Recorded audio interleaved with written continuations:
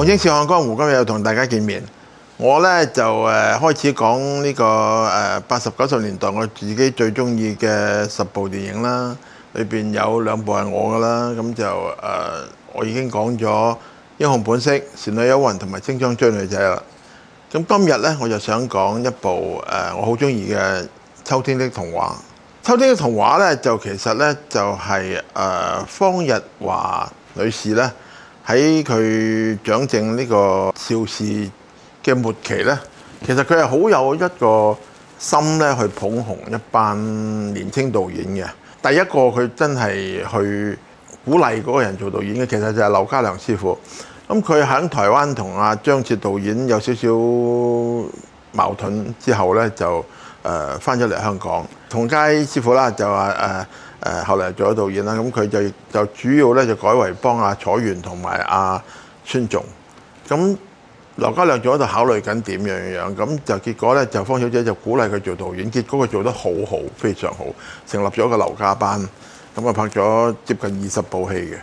嘅，咁就係好典型嘅眼橋眼馬嘅功夫片啦，開拓咗一個新嘅領域啦。咁其實佢仲係跟住劉家良師傅嘅成功之後呢，佢就其實好想捧一班由零開始嘅年青導演，裏邊其實就包括咗我啦、張國明啦、張堅庭啦，同埋今日要講嘅張婉婷同埋羅啟銳。其實佢兩個呢，就係當時呢，我喺邵氏已經拍緊戲呢，就見到兩個其實佢哋唔細嘅，佢哋甚至可能大過我嘅應該。但係好學新碌咁樣入嚟邵氏啦，咁咧嗰陣時咧，佢哋就喺美國咧就係讀緊大學，其實就已經邵氏資助咗佢哋拍一部好平嘅戲，叫做《非法移民》。咁咧就用當地嗰啲唐人街嗰啲人嚟做嘅。咁個女主角咧後來咧都喺《秋天的童話》裏邊做陳百強個女朋友嘅。佢哋拍完呢個《非法移民》之後咧，就反為咧冇幫邵氏繼續拍，而係咧就出咗去咧就幫德寶拍咗呢部《秋天的童話》嘅，係阿岑建勳支持佢哋，咁就俾佢拍。咁呢個選擇係非常之正確嘅。當時咧佢哋就揾咗阿周潤發做啦，咁啊周潤發好中意呢部戲啦，就同鐘楚紅組成咧。其實我聽聞咧最初咧都唔係鐘楚紅，係張曼玉嘅，但係張曼玉撞期。所以佢哋就揾翻鐘楚紅，咁啊真係我覺得阿紅嘅幸運啊，執翻呢部戲。老實講，後來阿 Maggie 攞咗咁多影后都冇乜所謂啦嚇，唔爭在呢一部。咁但係鐘楚紅真係呢一部同埋《縱橫四海》呢2部咧，就係可以話係代表作嚟嘅。點解我會咁中意呢個《秋天的童話》咧？咁佢一來佢成部喺紐約拍啦，同埋咧我好了解佢呢部戲點樣形成嘅。因為佢喺度拍《非法移民》，拍完翻嚟香港，咁就經常喺邵氏製片部，大家都有傾下偈，都係後生仔咁啊，成日溝通。咁咧原來咧就佢哋喺唐人街識咗好多朋友嘅。咁就有一個咧就係嗰啲唐人街嗰啲幫派嘅小頭目啦嚇，係佢啲好朋友，但係嚟過邵氏㗎。我見過一個人叫曹皮寧，就係張婉婷嘅好朋友嚟嘅。咁就整個周潤發喺《秋天的童話》裏邊嗰個角色咧，嗰個投射就係曹皮寧呢個角色，即係只不過改為拳頭尺啊咁樣。喺裏邊有好多對白，有啲咩拳頭尺嘅意思就係度水啊，女人就係 trouble 啊，茶煲啊，咁中國同學會啊，即係嗰啲佢全部係真係佢哋嗰陣時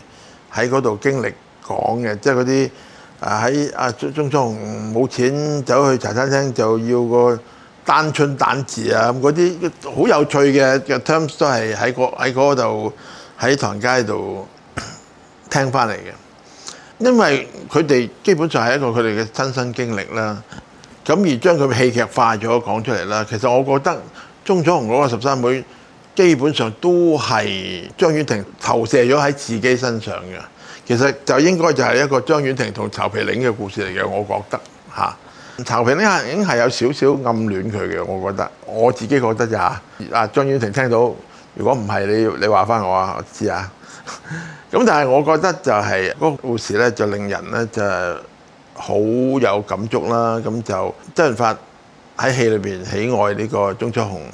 嘅嗰種含蓄嘅，即係覺得自己配唔起佢嗰種咁嘅感覺啦。其實就為咗佢咩都肯做嗰種咁嘅直男嘅嗰種咁嘅暗戀唔敢表示出嚟。當時係周潤發表達得非常非常之好嗰部戲。其實咧咁嘅文藝片咧，當時喺香港亦係有啲危險嘅。好彩咧，啱啱我部精裝追女仔就喺佢前邊上，就狂收，咁就佢哋跟住就接，咁啊嗰部收呢部咧就實收㗎啦。結果同精裝追女仔差唔多收咁上下，食住道氣咧可以咁講啦。當時《秋天嘅童話》喺香港好賣錢，亦都係成為咗德寶嘅一支強心針，即係唔需要一定要洪金寶啊嗰啲人先至可以拍到賣錢嘅戲。咁啊拍一部咁嘅文藝片都可以賣錢，咁佢所以後來佢哋都拍咗好多。包括爾冬陞嘅《人民英雄》嚇，同埋嗰個《癲佬正傳》，我覺得都係非常之出色嘅文藝片嚟嘅。咁啊，《秋天童話》咧，其實佢哋好利用咗一個好舊嘅一個傳說，就係有兩個夫妻就係互相好相愛，咁就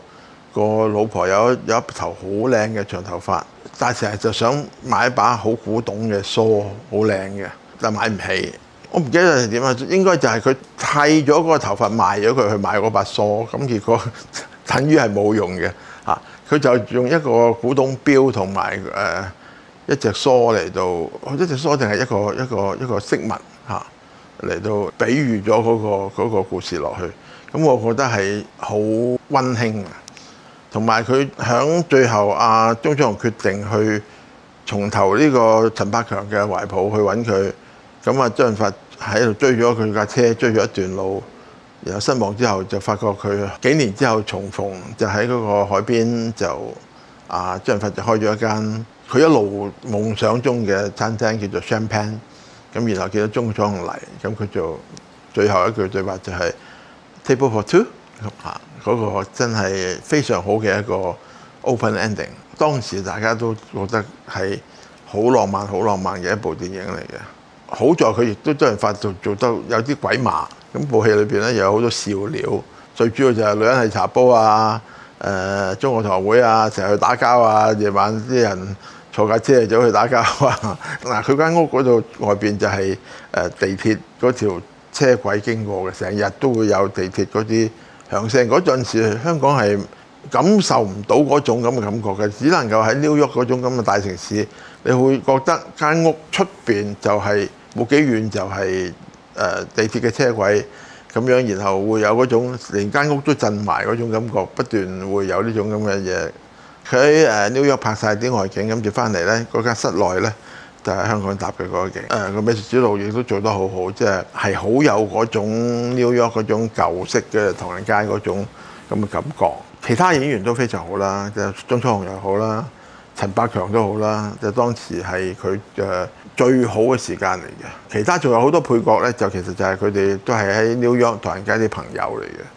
咁啊，嗰班都係話自己做翻自己啦，咁就會覺得係好活靈活現啦。所以呢部戲我成日都覺得係，點解唔再拍啲同類型嘅戲咧？咁但係佢哋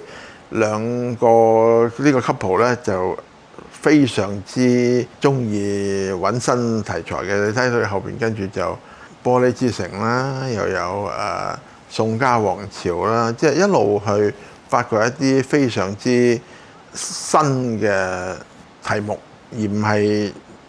拍一個類型片。即係我覺得佢哋係非常之肯去創新嘅兩位電影製作嘅人。尾後仲有七小福啦，嗰啲都其實都係即係好特別嘅。即係佢哋兩位咧就真係，我覺得係喺香港電影界咧，尤其新浪潮之後出道嘅兩個非常特別嘅拍檔。因為佢哋又係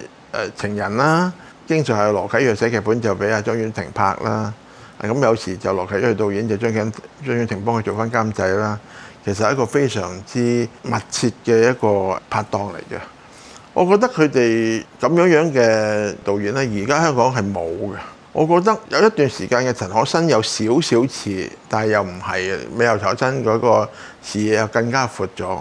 咁又唔同佢哋。咁佢哋係好中意拍自己曾經經歷過嗰個世界嘅，即係譬如玻璃之城就係佢哋喺港大一齊讀書嘅嗰種感受，嗰啲科同科中間嘅男女愛情關係啊，嗰種 mood 個背景係好出。我相信所有大部分嘅大學生都會有感同身受。不過當然港大係有另外一種風格嘅，即係我中大咁嚟講就幾唔同嘅，同港大係各有各嘅一種生活嘅形式。咁變咗咧就係佢兩位咧就係都叫做闖蕩江湖都好長時間，咁就由邵氏出咗嚟德寶，咁就後來又幫嘉禾。又上咗嚟內地，有拍過一個好似《北京樂與怒》有一部叫做，嗰部就唔係幾好，但係佢哋都係一個非常之成功嘅配搭啦。咁但係即係好可惜就話羅啟銳導演咧，就響幾年前咧就忽然間去世啦。咁就我好奇怪，我都覺得即係佢都唔係好老啫，都好年青咁啊。但係當時就忽然間。唔知點解就走咗，咁就我都覺得好可惜嘅，因為我覺得羅啟銳仲有好多嘢可以做嘅，可以拍嘅，係一個非常好嘅編劇同導演，同埋佢哋唔係好恨錢啊，即係譬如話我好恨錢啊，咁啊佢哋唔係好恨錢，佢哋即係揾到生活，佢哋就 OK 嘅啦，係愛電影嘅人嚟嘅。咁所以呢部《秋天的童話》咧就如果而家新一輩嘅年輕人未睇過嘅咧，就一定要揾翻嚟睇。其實係80、90年代一部必睇嘅好片嚟嘅。嗰種80年代嘅浪漫咧，就佢可以代表到真係。之後就大家嗰個價值觀都已經改變咗㗎啦，再冇呢種咁嘅浪漫氣息喺我哋嘅電影裏邊。咁所以我覺得呢部戲係，所以我選為10部我最喜歡嘅電影之一。咁下次我會同大家再講另外一部。